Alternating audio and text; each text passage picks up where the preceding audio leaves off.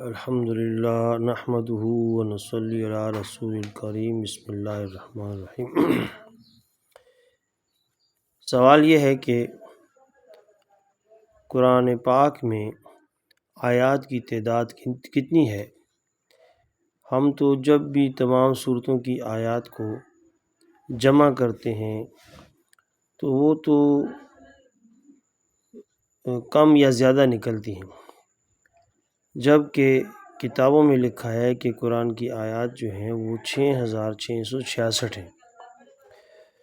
تو اس کا جواب کچھ اس طرح سے ہے کہ یہ جو آیات کی تعداد ہے دراصل حضرت عائشہ صدیقہ رضی اللہ عنہا کے شمار کے مطابق ہے۔ یہ کوئی ہمارا حسابی کلیہ یا جمع تفریق نہیں ہے، بلکہ حضرت عائشہ صدیقہ رضی اللہ عنہا کے شمار کے مطابق ہے، جس کی تفصیل یہ ہے: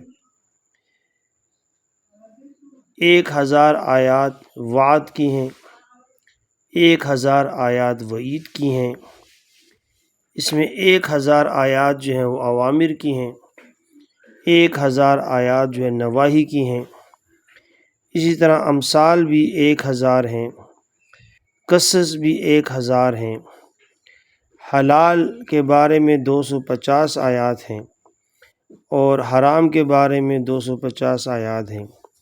تسبیح کی آیات کی تعداد 100 ہے اور جو نسخ ہے وہ تقریباً 66 ہیں۔ تو اگر ان تمام کو ہم جمع کریں تو آپ دیکھ سکتے ہیں کہ یہ 6666 بنتی ہیں۔